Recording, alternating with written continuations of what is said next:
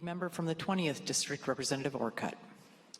Thank you, Madam Speaker. Rising in opposition to this bill today, when a similar measure was heard in the chamber across the rotunda, there was a lady that came, Carmen Smith, from Olympia, owns a logging company, 32 employees, 11 log trucks, 15 pieces of heavy equipment. They project that these costs, these added costs, are going to add $200,000 per year to their costs. Maybe that doesn't sound like a lot. We deal with billion-dollar budgets around here, $50 billion. But $200,000 to an employer, to see their costs rise that much. And that's just in the fuel. I don't think they've even factored in that with all of that equipment, when their engine life is reduced, you have 15 pieces of heavy equipment. If your engine life now is only 3 years, you're replacing 5 engines a year in your equipment alone, 4 engines in your log trucks every year. Do you have any idea what kind of a toll that takes on that company?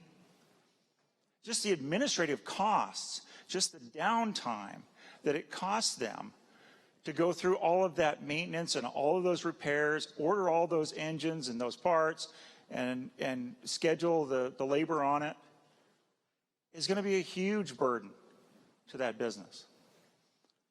And, you know, we heard the gentleman from the 19th talk about the impact this is going to have on farmers because of the cost of their fuel.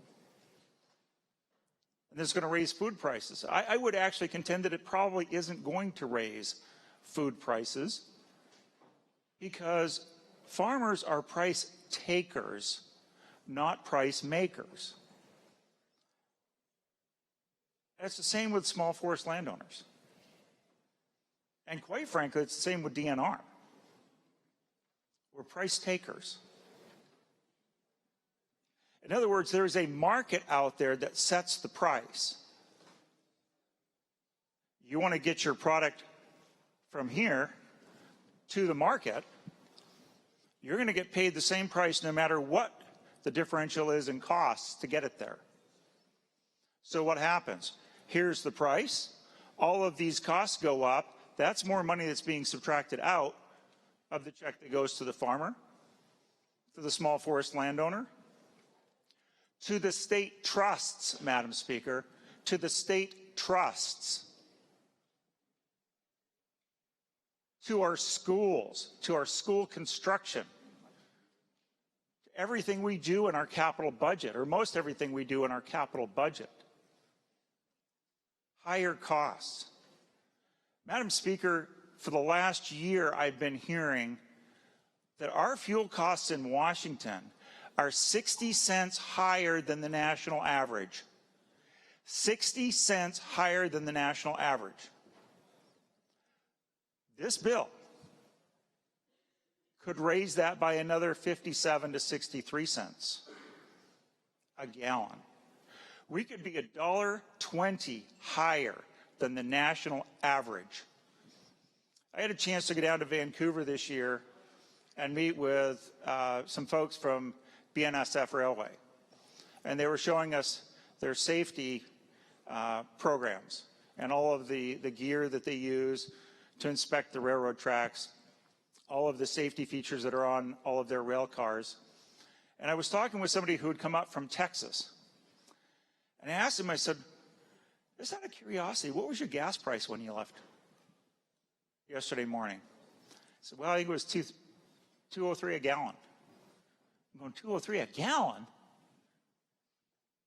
I was paying $3.23 a gallon. $1.20 differential. Add 60 cents to that. $1.80 differential. That's huge. Do you know what that does to our competitiveness in this state? It absolutely destroys our competitiveness. Absolutely destroys it. Let's look at it on a family level, Madam Speaker. I drive about 22,000 miles a year with a vehicle that gets about 22 miles per gallon. Pretty easy math. 1,000 gallons a year is what I'm purchasing. At 57 cents a gallon, that's going to cost my family $570 more. And I get no benefit. The facts are proving out that this type of program does not provide the kind of emissions reductions we're talking about.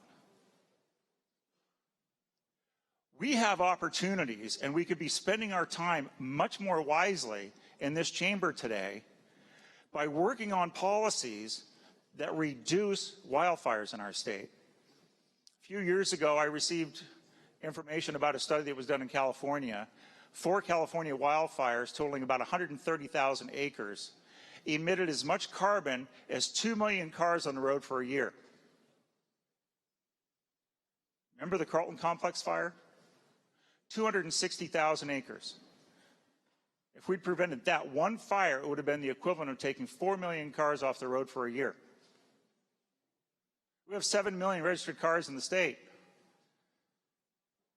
The equivalent of cutting our carbon emissions from transportation by 50%. We're seeing 1 or 2% in some other areas that are implementing this program.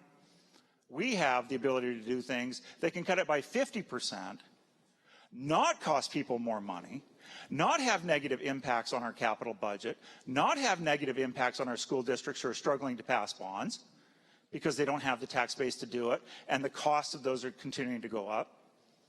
And we have opportunities to put jobs in those communities. And yet here we are with a bill in front of us that is going to cost them jobs, that's going to cost them more out of their pocketbooks, and it's going to give them less to fund their schools. Where do we have our priorities wrong? Please vote no.